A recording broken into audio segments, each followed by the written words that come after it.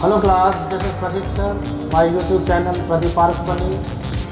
For free education to one and all, join me for a very happy life, very happy learning. Keep yourself motivated and enjoy life.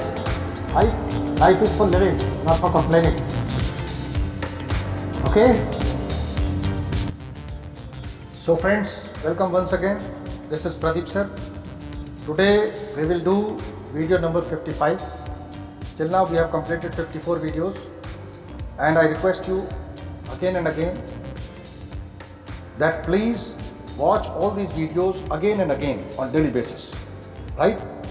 Only then you will be able to find the difference आपकी body language में, आपके व्यवहार में, आपकी बातचीत में एक नया आपको अंदाज मिलेगा। बस आप इनको बार बार देखते रहिए, पढ़ते रहिए, देखते रहिए, बोलते रहिए, सुनते रहिए। जब भी आपको मौका मिले आप इन शब्दों का इस्तेमाल कीजिए, इन वाक्यों को इस्तेमाल करना शुरू कीजिए, राइट? तो आइए आज की क्लास स्टार्ट करते हैं। आज हम करेंगे पेज नंबर 201, 202, 203, 204, राइट? तो ये पहला पेज है 201। सेंटेंस नंबर है 2246, 2246, 2246, राइट? तो ये सेंटेंस है, अंग्रेजी बोलना आसान है। It is easy to speak English. इस दीवार पर से कूदना आसान है। इट इज easy to jump over this wall, right? आलोचना करना आसान होता है। It is easy to criticize. It is easy to criticize. उसकी सलाह लेना अनावश्यक है, यानी कि कोई फायदा नहीं है। It is unnecessary to take his advice, या फिर it is of no use to take his advice. सोचना बहुत ज़रूरी है। It is very important to think. वहाँ 6 बजे से पहले पहुँचना लगभग असंभव है।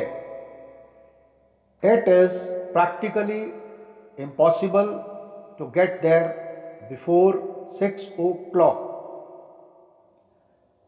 यह सिद्ध करना बहुत ही मुश्किल होगा। It will be very difficult to prove this. इस पर भरोसा करना मुश्किल है। It is hard to believe this. हर बात के लिए उसे दोष देना ठीक नहीं। It is not fair to blame him for everything, right? तो ये है सेंटेंस नंबर 2254, 2254, 2254, राइट? अब हम चलते हैं नेक्स्ट पेज पर, पेज नंबर 202, 202 पर, राइट? तो ये पहला सेंटेंस देखिए, सेंटेंस नंबर है 2255, 2255, 2255। वहां जाना खतरनाक है। It is dangerous to go there. ये लिखा हुआ है एक्चुअली, वह जाना खतरनाक है। इसको करेक्ट कीजिए आप। वहां जाना खतरनाक है। It is dangerous to go there. वहां जाना खतरनाक हो सकता है। It can be dangerous to go there. It may be dangerous to go there. यह सिद्ध करना मुश्किल है। It is difficult to prove this. क्या यह सिद्ध करना मुश्किल है? Is it difficult to prove this? यह सिद्ध करना संभव नहीं है। It is not possible to prove this, यह सिद्ध करना नामुमकिन है। It is impossible to prove this.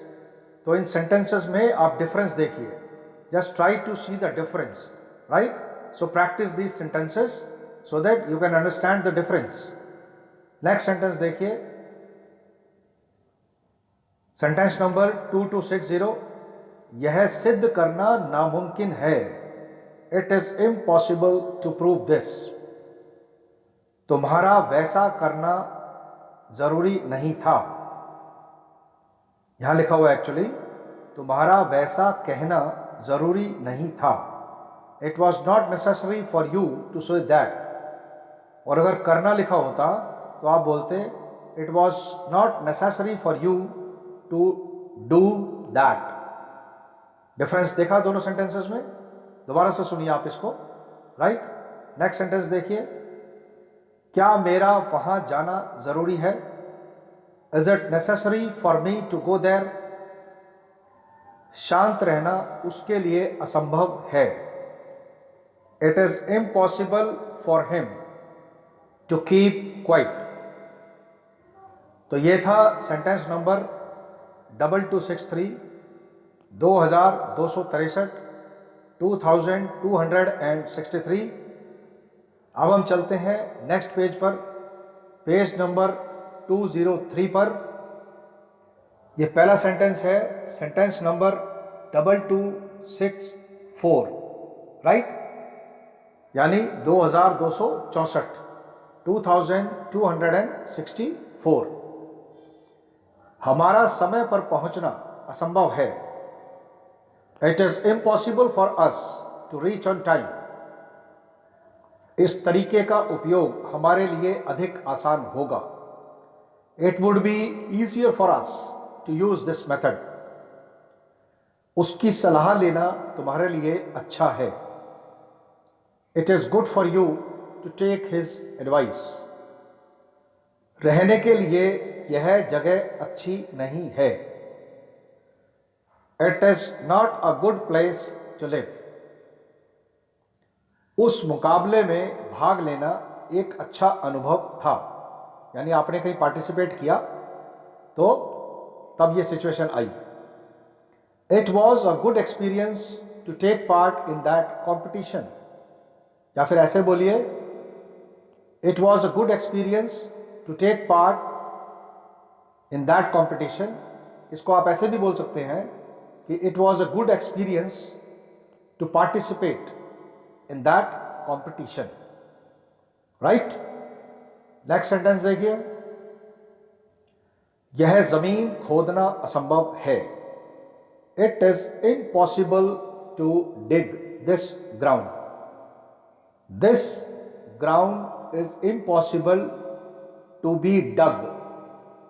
To be dug. या फिर ऐसे भी बोल सकते हो कि this ground is impossible to dig.